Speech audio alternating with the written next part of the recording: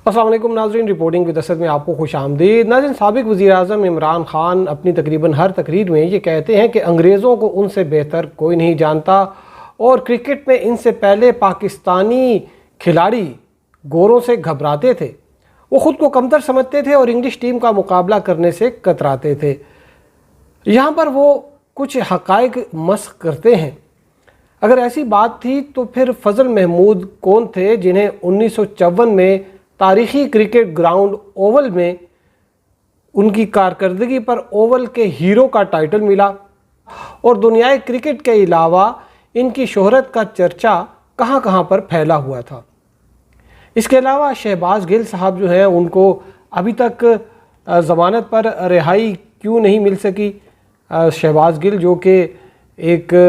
उन पर जो मुकदमा दर्ज हुआ है, 2 मुकदमे जो है बेसिकली FIR जो है उन पर दर्ज हुई हैं, एक यहाँ पर इस्लामाबाद में और एक कराची में, और फ़ौज में बगावत फैलाने का इल्ज़ाम है इन पर। इनमें अब तक इनको जो है वो ज़मानत पर रिहाई क्यों नहीं मिल सकी,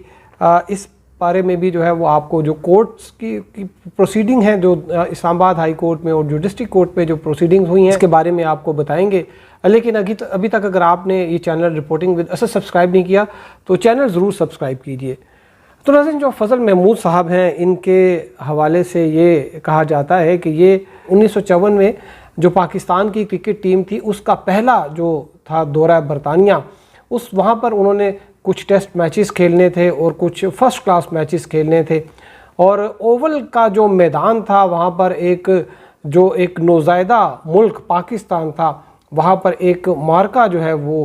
फ़ज़ल महमूद जो है उन्होंने सर अंजाम दिया। इन्होंने टेस्ट मैच के दौरान पहली इनिंग्स में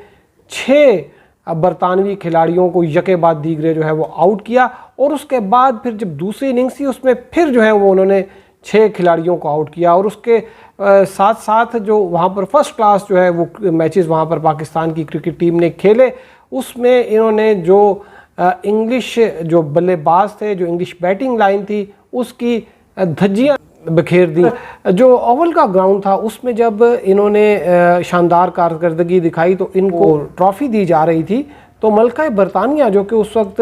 खासी यंग थी, जो कि मौजूदा मलका बरतानिया है, तो वो भी इनको थोड़ी देर देखती रह गई और फिर उन्होंने बल्कि इनसे पूछा कि आप तो जो है वो एशियन इंडियन पाकिस्तानी ओरिजिन के तो नहीं लगते। तो इनकी जो शोहरत जो है वो एकदम फैली। तो उस वक्त जो हॉलीवुड की एक मायानाज एक्ट्रेस थी ग्रीटा गार्बो, उन्होंने एक महफिल में जब इनको देखा तो इनसे ख्वाहिश जाहिर की कि वो उनके साथ डांस करना चाहती हैं। तो ये इनकी शोहरत का आलम था और इनकी जो प्रोफेशनल जो इनकी कैपेसिटी थी, जो जिस तरीके से इन्होंने वहाँ पर पछाड़ा अंग्रेज़ी बैट्समैनों को और फिर वहाँ पर इन्होंने बैटिंग के भी अपने जौहर दिखाए। तो इस में अगर ये कहा जाए कि इमरान ख़ान साहब से पहले जो है पाकिस्तानी क्रिकेटर एहसास कमतरी में मुब्तला थे, वो गोरों को फेस नहीं कर सकते थे। मैंने खुद उनकी कुछ तकरीरें सुनी हैं ऐसी। लेकिन ये जो बात मैं आपसे बता रहा हूँ इसका मुझे इस तरह से इल्म हुआ कि मेरे एक दोस्त वो कोलीग रहे हैं फ़ज़ल महमूद साहब के। फ़ज़ल महमूद साहब का बारे में ये बताता चलूँ कि 2005 में जो है ये वफ़ात पा गए थे और ये जो है वो पुलिस जो है उससे वाबस्ता रहे थे। इनमें जब इन्होंने ओवल में शानदार अपनी कारकर्दगी का मुजाहरा किया तो फिर पाकिस्तानी हुकूमत ने इनको DSP जो है वो भर्ती किया था पुलिस में और ये फिर तरक्की करते करते डिप्टी इंस्पेक्टर जनरल के ओहदे पर जो है वो रिटायर हुए। तो पुलिस सर्विस में लाहौर में इनके साथ हमारे एक दोस्त थे सलीम उल्लाह खान, जो कि बाद में पुलिस सर्विस ऑफ पाकिस्तान, उन्होंने बताया कि जब वो ASP थे और लाहौर में तैनात थे तो उस वक्त उनकी फ़ज़ल महमूद साहब से बहुत मुलाकातें जो है वो रहती थीं और वो बताते थे कि किस तरह जो गोरे जो हैं, जो इंग्लिश टीम है, वो फ़ज़ल महमूद साहब से ख़ाइफ़ रहती थी। और सलीमुल्लाह खान जो है उन्होंने ही जो है वो मुझे इमरान ख़ान साहब की जो कुछ तकरीरें हैं उनका हवाला भी दिया और कहा कि ये कितनी एक इसको हम प्रोफेशनल डिसऑनेस्टी या एक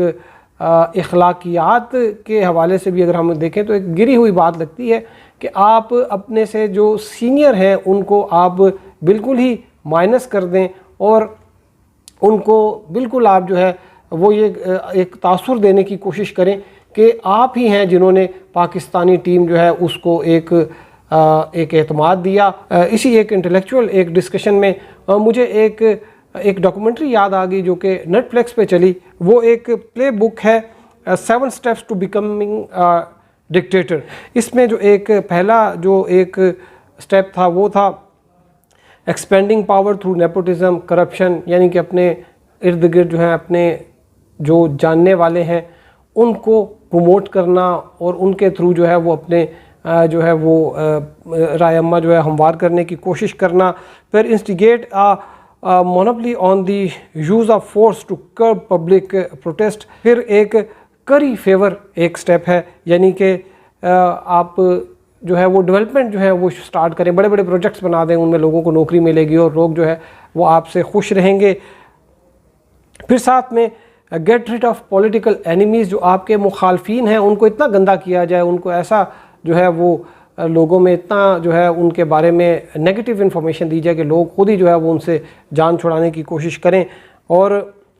اس میں ہٹلر جو ہیں، ہٹلر نے تو بلکہ ایک قانون جو ہے وہ لے کے آ گئے تھے اور انہوں نے اپنے جو ان کے مخالفین تھے ان کو بالکل ہی سیاست سے آؤٹ کر دیا تھا۔ پھر ایک چیز ہے، 5ویں جو سٹیپ ہے وہ ہے create and defeat a common enemy. لوگوں کو بتایا جائے کہ جی ہمارا مشترکہ دشمن تو یہ ہے اور اس کے خلاف ہم جنگ کریں گے اور جدوجہد کریں گے، اور آپ کو ہم اس اینیمی سے، اس دشمن سے ہمیں آزادی ہم آپ کو دلائیں گے، حقیقی آزادی ملے گی آپ کو۔ یہ ایک نعرے ہوتے ہیں۔ پھر ایک ہے cumulative power by manipulating the hearts and minds, کہ آپ جو اپنے من پسند صحافی ہیں ان کے ذریعے جو ہے وہ اپنے جو نظریات ہیں ان کا پرچار کریں۔ اور آخری چیز جو کہ ریلیونٹ ہے فضل محمود صاحب کے کیس سے، وہ یہ ہے کہ create an ideology to justify an exalted position, یعنی کہ آپ یہ اپنی جو ہے ایک اسٹیبلش کرنے کی کوشش کرتے ہیں۔ آپ سے پہلے جو ہے جو لوگ تھے وہ ان کو اپنی راہ کا جو ہے وہ تعین نہیں کر سکے تھے، اور آپ نے آ کر ان لوگوں کو جو ہے وہ بتایا کہ نہیں آپ کا مقام یہ نہیں، آپ کا مقام یہ ہے۔ یہ فضل محمود صاحب کے حوالے سے بھی ان کو جو ہے اس کا ذکر اس وجہ سے نہیں کیا جاتا کہ یہ لوگوں کو بتایا جائے کہ بھئی میں جب آیا ہوں تو لوگوں میں جو ہے وہ ایک میں نے ان کو امپاور کیا ہے، میں نے ان کو حوصلہ دیا ہے، میں نے ان کو اس بات پر آمادہ کیا کہ نہیں ہم جو ہے بہت بڑی طاقت ہے۔ اور اس سے پہلے جو ہے وہ لوگ بالکل ہی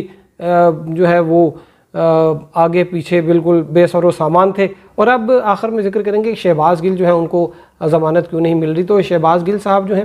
آج ان کو ضمانت ملنے کے بہت امکان تھا، بیل ضمانت پر رہائی ملنے کے، لیکن آج کچھ اس طرح سے ہوا کہ جو ایڈیشنل ڈسٹرکٹ اینڈ سیشن جج ہیں ان کو یہ کہا گیا کہ یہ ایک پٹیشن اسلام آباد ہائی کورٹ میں چل رہی ہے، اور اسلام آباد ہائی کورٹ میں جو پٹیشن تھی وہ یہ تھی کہ ان کا جو جسمانی ریمانڈ تھا وہ جو ہے اس کو مزید اس میں توسیع نہیں دی گئی تھی، اور اس کے خلاف اپیل فائل کی گئی کہ ہمیں ان کا جسمانی ریمانڈ چاہیے، ہم نے اس میں ان سے مزید جو ہے وہ تفتیش کرنی ہے۔ اس پر اسلام آباد ہائی کورٹ نے نوٹس کر دیا تھا، اور پھر جب ایڈیشنل ڈسٹرکٹ اینڈ سیشن جج جو ہیں ان کو یہ بات بتائی گئی تو پھر انہوں نے کل تک جو ہے وہ اس کی سماعت ملتوی کی۔ یہاں پر یہ بات جو ہے ایک قابل ذکر ہے کہ اگر ان کو ضمانت مل بھی جاتی ہے ایڈیشنل ڈسٹرکٹ اینڈ سیشن جج سے تو پھر بھی بڑا مشکل ہوگا شہباز گل صاحب کے لیے کہ وہ اس پر جو ہے جو اگر کوئی اپیل ہوئی تو اس میں سروائیو کریں، کیونکہ اس میں جو ایڈیشنل ڈسٹرکٹ اینڈ سیشن جج ہیں انہوں نے پراپر جو ایک روٹین میں ٹائم دیا جاتا ہے پروسیکیوشن کو اپنا جو ہے رپلائی تیار کرنے کے لیے جب کوئی بیل پٹیشن فائل ہوتی ہے، وہ نہیں دیا گیا۔ 1 دن کا نوٹس دیا گیا اور اس کے بعد کہا گیا کہ آپ اپنا جواب دیں۔ جو عدنان صاحب ہیں یہ ایڈیشنل ڈسٹرکٹ اینڈ سیشن جج، انہوں نے عمران خان صاحب جب وزیر اعظم تھے ان کا بیان بھی قلم بند کیا تھا۔ خواجہ آصف کے خلاف جو ایک ہتک عزت کا مقدمہ تھا اس میں کچھ جلد بازی میں انہوں نے کچھ چیزیں کی جو کہ بعد میں اسلام آباد ہائی کورٹ میں سیٹ اسائڈ ہوئیں، اور دوبارہ سے پھر جو ہے وہ ان کو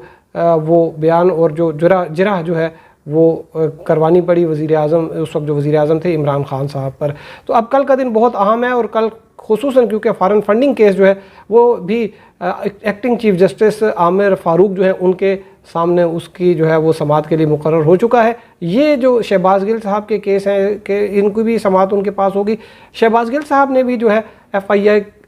آئی آر جو ہے ان کے خلاف ہوئی ہے، اس کے اخراج کی درخواست جو ہے وہ دائر کر رکھی ہے۔ ان تمام جو ہے چیزوں کی سماعت کل ہوگی، آپ کو ہم اپڈیٹ کریں گے۔ اب تک کے لیے اتنا ہی، ہمارے ساتھ رہنے کا شکریہ۔ اللہ حافظ۔